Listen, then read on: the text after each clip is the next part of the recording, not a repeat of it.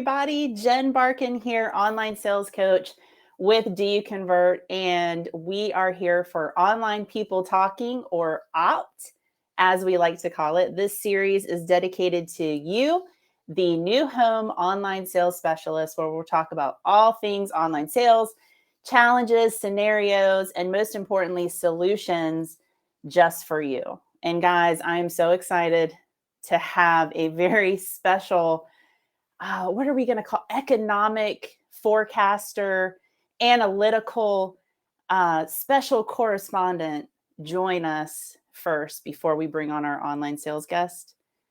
Introducing the one and only Mike Lyon. Jen, thank you so much for having me. Why did you bring me on? Were you just hanging on? Were you all just waiting to see who our special correspondent was? I know I was. Mike, I had you on because you love to talk about numbers. Your brain, you're just like a math wizard and genius.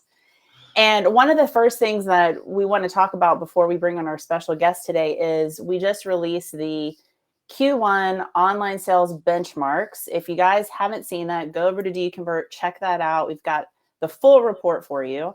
But wanted to hop on and share this with you. Wanted to have Mike on to talk through some of that with you. But Mike, what did we see? Was interesting. First quarter. Listen, for those of you tuning in, how many of you guys are doing great on sales? You're hitting your sales goals. Chat out if you're hitting your sales goals as a company, or just chat out hi and tell Jen thank you so much for doing opt-in. Make sure you say hi so I know we want to see who's tuning in and where you guys are coming from. But we had a lot of builders that are hitting their numbers, right? And they're doing great. And we've got that stuff flowing in. And we're like, okay, this is cool. This is awesome. Now, how does that compare to our benchmarks? We do those benchmarks every quarter. Mm-hmm. And we've got some good information. First of all, here's just a quick little update. 31 markets represented this first quarter of 2023. We had 54,794 total leads measured off of 136 online sales specialists. Yes. And here were the stats. All right. 40% lead to appointment. That's gone up compared to our 2022 averages. 18% appointment to sale, which is flat or the same as 2022. And then the online sales percentage of total sales, that's the big one. It's 43%. That's down from 52%. Not down as in bad. There's reasons why that has gone down. But a 43% contribution rate. So that's an interesting one we just want to talk about just a little bit. Before we jump in and talk about it, I want to show you this. Okay. You got your online. This is crazy to me. Yep. Online sales contribution there on the left, comparatively speaking, but also a 45% increase in total lead volume from Q4. So that number has gone up drastically. That's why we're all like, oh, hey, yay, it's happening. We're all excited. Yeah. But if you compare it to the first quarter of 2022, it was a 49% decrease, almost half of what we saw in the first quarter of 2022. And that's the big swing that we saw over 2022 to the end of the year. Fourth quarter was not so fun. It's picked back up this first quarter, and online sales teams are doing great, but we're seeing a little bit of a miss on that contribution. Jen, we've talked about this internally. We've talked about this with our builder partners. And I'm asking this question out to the audience. Why do you think that contribution rate has dropped down almost 9% in this first quarter? What do you think it is? The online sales contribution rate is a percentage of online sales of total sales. What would be your reasons, audience? We want to hear you chat out your smartness. Jen, what are some reasons you think? We have some reasons that we know and some theories for sure. Yeah, I think one of the things is that we're hearing, walk-in traffic is picking up. So anytime that you have more people going directly out on site, bypassing online sales. Also, I think, there is some resistance still when they go to the website and they think, you know what, I don't know that I'm necessarily ready to talk to somebody yet. I'm just going to kind of drive out there and see what's going on. And so a lot of times they just kind of bypass online sales and they go out there and then they end up turning into walk-in traffic. So I think that's affecting the contribution too. Yeah, absolutely. Inventory up. You guys remember this, like when you didn't put anything on the MLS, and now we are putting things on the MLS, and our realtors are coming out of the woodwork, because they don't have anything to sell. There's Oh man. Used homes are down 25% in most markets, and new homes, the contribution, comparatively speaking, is like 30+% in a lot of markets compared to 10%. Yes. So they kind of circle around online sales. So we're definitely seeing that happen. But the final piece that I would say is I do think that there's still a little bit of a hot market hangover and a skills gap for some of our awesome online sales specialists. Just making that shift and making that change to this new market, going deeper with our customers and going the distance and getting them out to appointments. Some of that is just a behavioral thing. It's not a willingness thing. We don't see a whole lot of online sales specialists going, I don't want to pick up the phone. It's just that soft skills, that perfection in that craft. I would say that probably contributes to 3 to 4% of that 9% dip. So maybe almost half, because we have some top performing companies or established online sales organizations, and their contribution is at 49%. So it hasn't gone down to 43%. So they're a 6% higher rate, but it's been established. They've been, consistently trained. They've been through up markets, down markets, side markets. So that skills gap is what I would encourage everybody who's tuning in to focus on, to help move that number up closer to 50%. I do think 50% contribution is still a healthy target. Jen, any thoughts on that? 100% agree. And also I just want to say, like, if you're not at, if you're at a 40% or you're at a 30%, you're not hitting a 50%, don't freak out. Actually that 43% is more like, that's what we saw in 2019, right, Mike? I mean, well, no, it was 39% in 2019. Yeah, 39% so in 2019. So, we are turning to a little bit more of a normal situation. So don't freak out, understand the numbers, understand the why behind that. Yeah. And then, some people are saying realtors for sure. Well, and I like what Jen said here. One, better weather. That's true. Parade of Homes and self-tour feature. Yeah. Don't forget the self-tour feature. That's when big you have too. Inventory and you have a self-tour opportunity like U2 or something you can put on your doors, people are going to get excited and they're going to go look at those homes. So that's enough from the economic number. The economic forecaster. Yes. But hey, man, the big thing is look at your benchmarks, pay attention to them, compare them consistently, and make sure you're going as far as you possibly can with every single lead, and you're maximizing that. Jen, I always love being on Opt-in, but let's bring on the real special guest. Listen, Mike said, you heard it, realtor, increase in realtor. Everybody's seeing an increase in realtor traffic. So we wanted to have on our special guest. Her name is Kassandra Van Proyen. Come on, Kassandra. There she is. Hi. Hey, hi. Everybody give her hearts, give her a warm opt-in welcome. Kassandra is the online sales specialist for Olthof Homes, and she is actually a newer online sales specialist. When did you start in the role, Kassandra? I started in the role back in October. So after completing my training with Do You Convert, then I officially started taking leads in November. Okay, so guys, she's been managing leads since November, right? She's a baby online sales specialist in the scheme of things, but she is doing some really great proactive things with real estate agents, realtor outreach, all of those good things, which is so relevant right now because working with real estate agents is a little different, right? This is more like B2B sales. But before we kind of get into some of this, I want everybody to kind of get to know you a little bit. So Kassandra, tell everybody like where in the world you're located, a little bit about the builder you work for. Yeah, absolutely. So I'm located in Northwest Indiana. Olthof Homes is a family-run business. They've been in business since about 1961. And we work within basically all of Indiana. We have markets in Northwest Indiana, Central Indiana, and Northeast Indiana. That's awesome. Yeah. So when you were listening to us talk about the benchmarks, how do those, compare to what your program is doing? And again, 6 months? Yeah, 6 months. And I actually stepped into this role as a new role. So the OSC program wasn't even existing until I stepped up, which has been kind of So a you went learning from curve. you went from zero Yep, pretty to, much. yeah. Yeah, so I am at about 32% in my total value contribution at this point. And we had a really good number last month at 34% for the sales to appointment or appointment to sales What? contribution. So yeah, it was great. Wow. Guys, that's huge. 34% appointment to sale.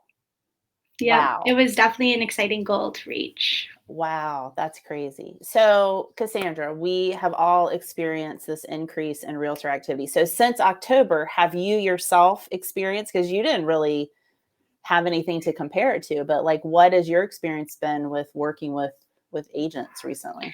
Yeah, it definitely seems like a lot more realtors are reaching out. I'd say more specifically, we get trained in the used versus new, but doesn't Hmm. seem to be an issue as much as just comparing other builders more than anything. So I think it's important to show why your company stands out because definitely a lot more realtors are calling in, interested Hmm. in bringing new homes to their clients. Okay, so that's interesting. You brought up the, using the new versus used, training and making sure that realtors understand the differences in buying new versus used. That's interesting. Would you say that the majority of the realtors, or I should say real estate agents, you guys know there's a difference between realtors and real estate agents, but Mhm. would you say that there's a difference in, like, do agents understand what new homes like are, what the process is? Are you finding that you're having to educate them a lot on those things?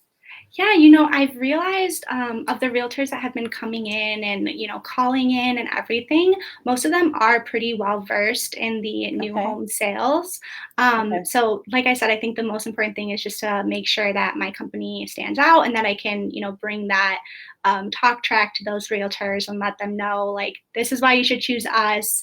A lot more are coming to new construction. So, I haven't had a ton of used versus new conversations as of lately.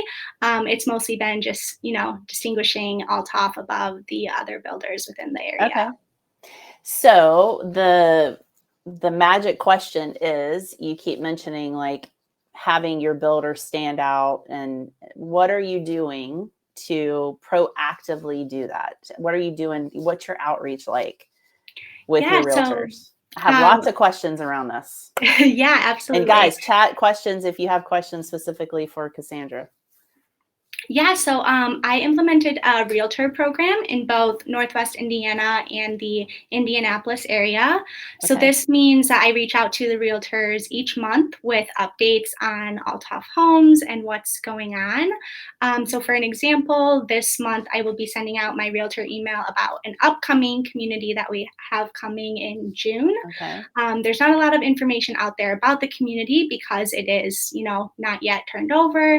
So that will be kind of featured within my next realtor outreach so that they, have all of the information and can bring that to their clients as an option and everything. So that's probably the biggest thing I've been doing is just making sure to reach out monthly so that they have updates on what we Okay. have going on here and everything. Okay. So really taking your realtor database and prospecting. So like turning Absolutely. your, adding in realtor follow-up as part of your prospecting monthly. Yes. Are you getting a lot of response from the emails that you're sending out? Like, talk a little bit about that.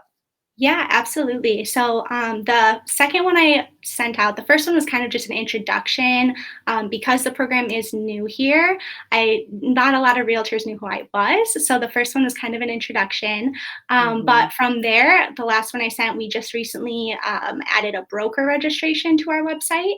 So that was Ah, the second email I sent out to kind of see if people have seen it, get their feedback. And I had a ton of great responses about this from realtors who were really excited that we added that, made their life a lot easier and everything like that. And it's really great for me as well because those registrations come directly to me. So it gives me more of an opportunity to, reach out to those realtors and introduce myself. Love it. Okay, so that introduction email that you sent out, was that a video? Yes, Were you it was a putting a video. face with a name? Of Okay. course, yes.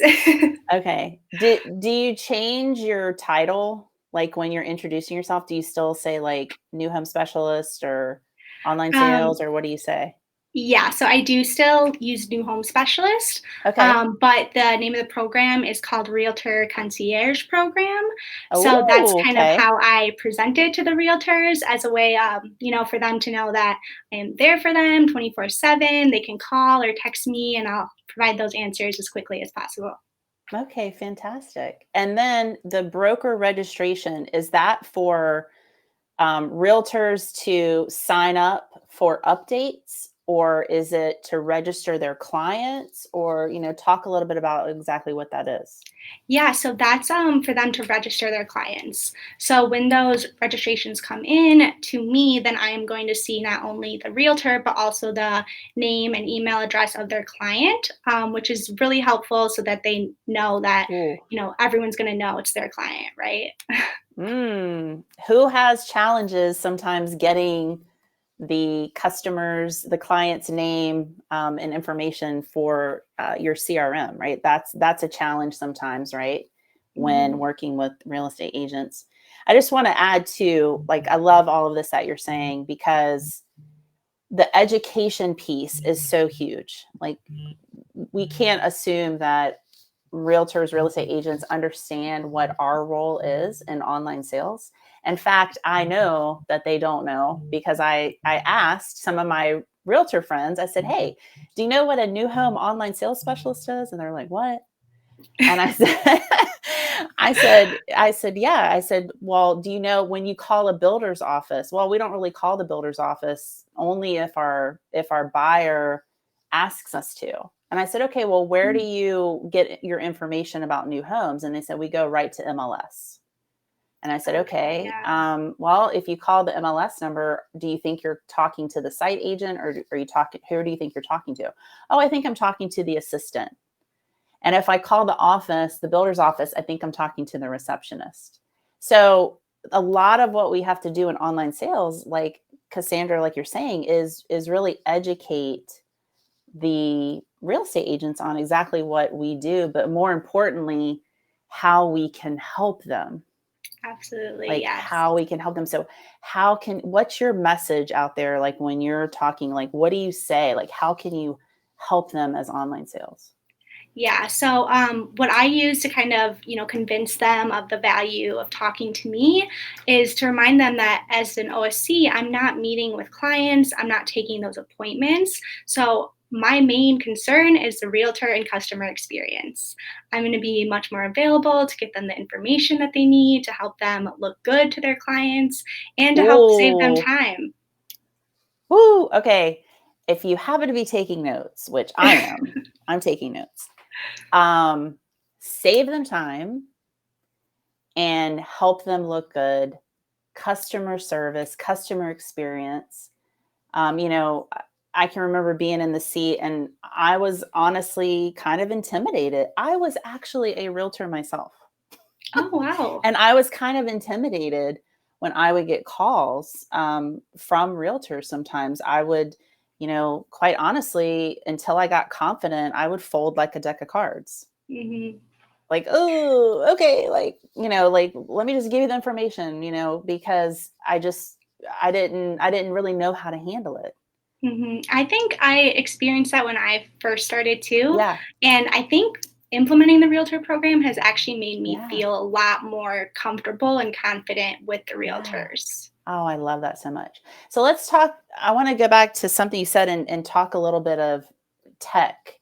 So in your CRM, how do you segment out? I'm guessing, since you have this process and you have this registration, how are you separating out your realtors? And do you have a follow-up process, or is it mainly like a once a month thing that you're doing?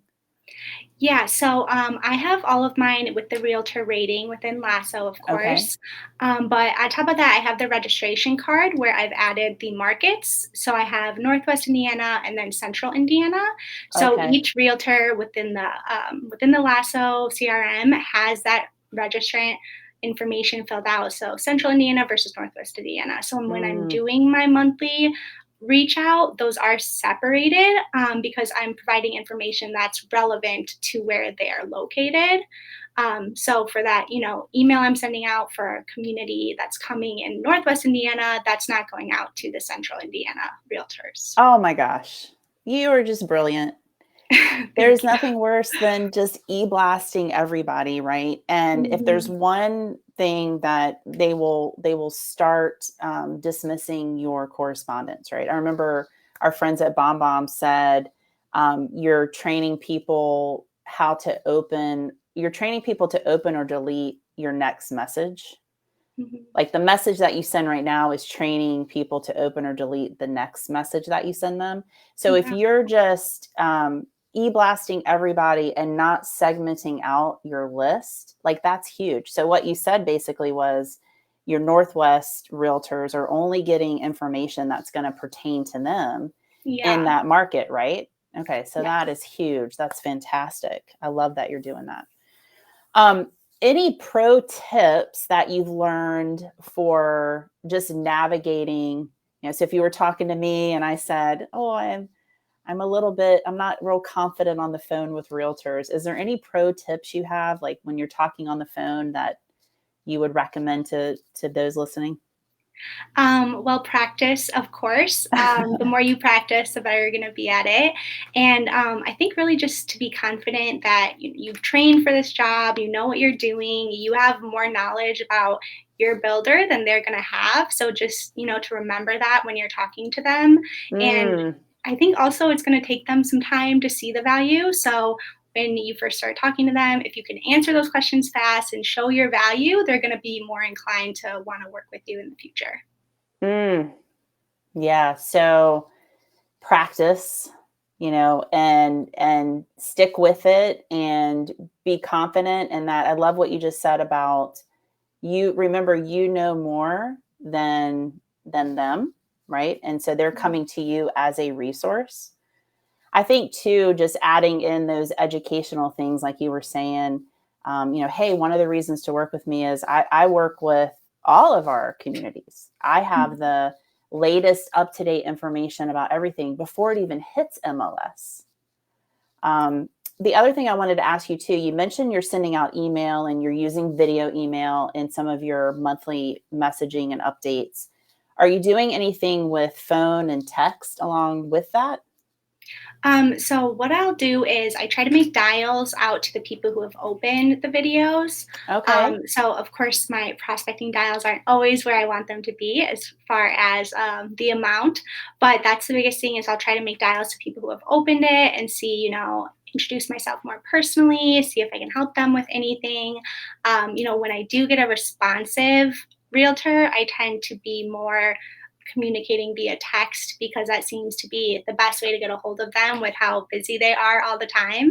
That way, they have your direct number and they can reach out and give you a call if they need anything. But text has definitely been the most effective, I've found.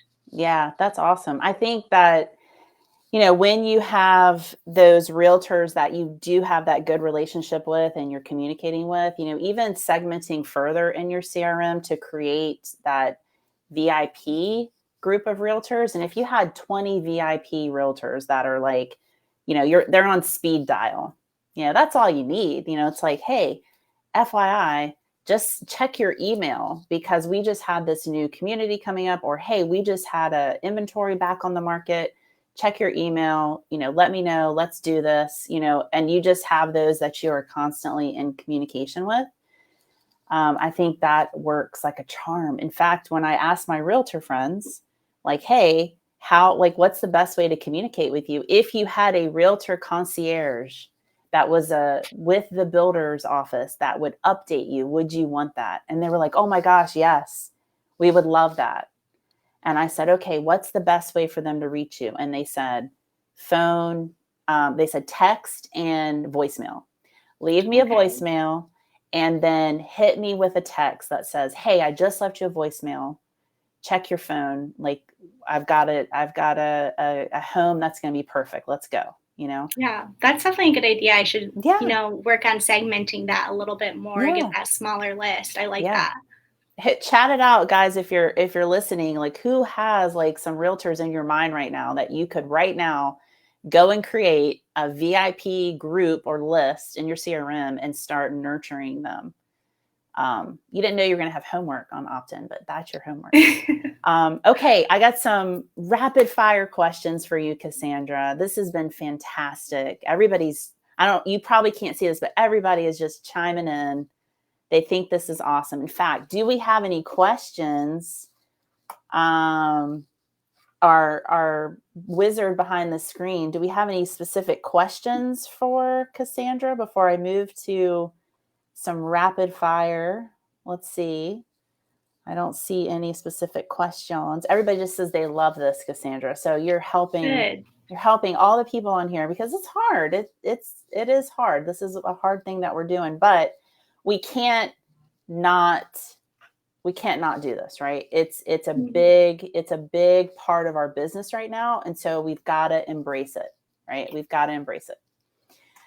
Okay, some rapid fire questions for you. What is your favorite thing about being an online sales specialist?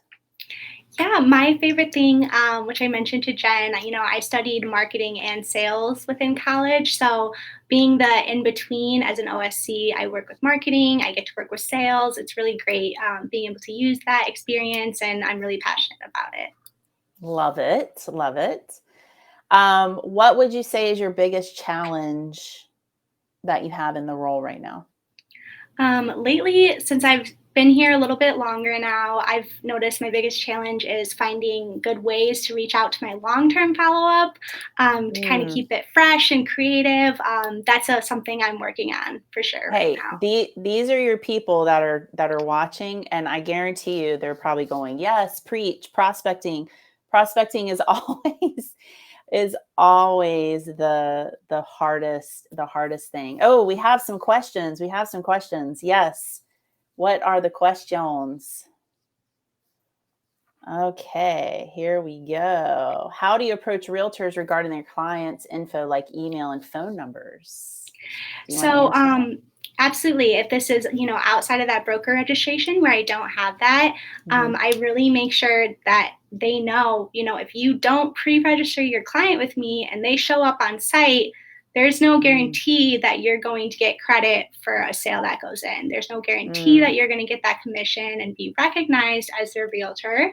So it's really important that you pre-register them because, of course, everyone wants their money, right?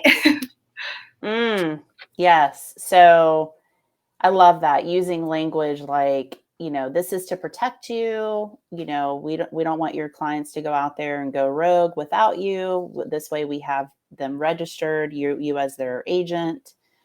Any advice for when realtors are close with the broker? How do you explain you're more available? Okay, so what I think Whitney is saying is they have a relationship on site, right, with Mike Lyon that works out there at Happy Acres. Oh, we've been working together for years. I've got a relationship with Mike. I'm just going to go directly to them. Any advice for how you could insert yourself there? Yeah, so that's definitely something I struggle with a lot. Being that it's such a new position here, most of the realtors do have a really good relationship with our on-site sales professionals, which is great, obviously. But I really just try to, like I said, show my value to them more than anything. So what that means is just, responding to them as quickly as possible, making sure that I send out that information as quickly as possible, and also asking permission and, following their leads on certain things like, do you want me to reach out to your client? Do you prefer that I stay in touch with you?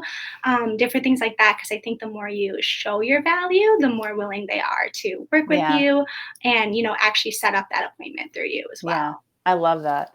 I think I would play on the, oh, well, if you're friends with Mike, how he never answers his phone.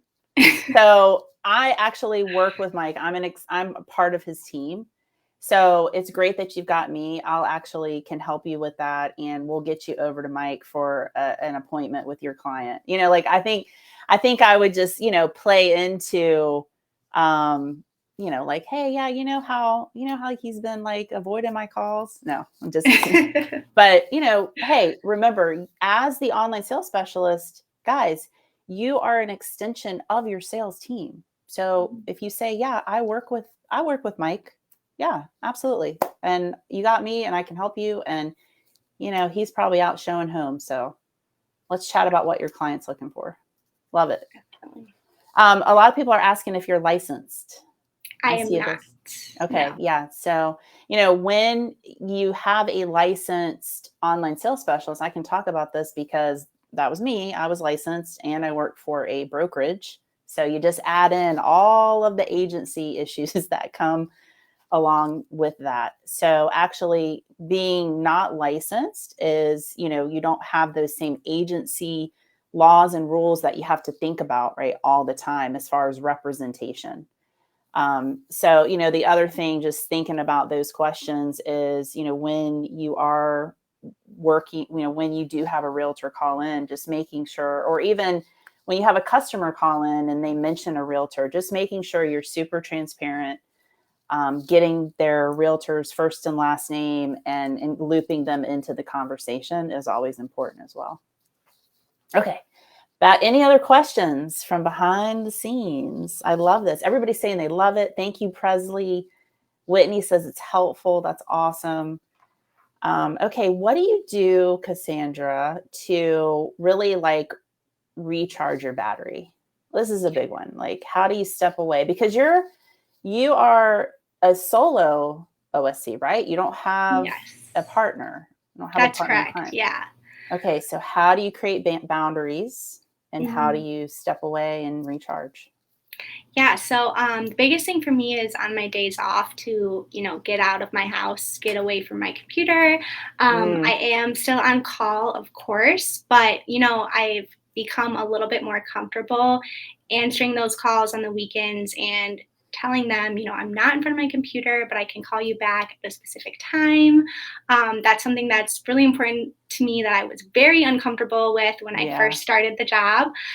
So I think that's something that I still am working on, but something I've, learned to be more comfortable with in order to recharge that battery. And it is so important for me to just get outside since, being in this position, you're in front of your computer, you're in an office, or you're at your house a lot. So that's a big thing for me.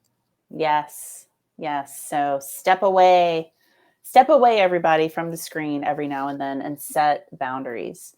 Okay, if you could go back to your brand new OSC self, day one in October, any advice you would give yourself? That what I just said is a big thing, to be more comfortable with not knowing an answer right away or having to call someone back. And I think the biggest thing is just confidence in general. When you're first starting, you're just learning about the company itself. You get a little bit nervous on the phones thinking, well, I don't know a lot, but ultimately you know more than the person calling in. Yes. So you're going to have answers that they're looking for, whether it's all of the answers or not. You're going to get that to them, and just be confident in, giving that information out. Oh, what great advice. That is always what I tell people too. That is fantastic. You're not going to know everything right at the beginning, and it's like being okay and confident with, I'm not sure, but I'll find out. And I just having that confidence to just know that you're still learning. Yeah. I can tell, like, you're just so wise beyond your years. This is fantastic. What's one tool you can't live without?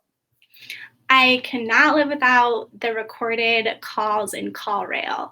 What? I cannot live without it. Okay, that's a first. I don't know that I've ever had an online sales I will say, when I have inbound calls or, I don't have their email information like that, and I'm getting that from them on the phone, it is not easy to always get every letter and every number correct.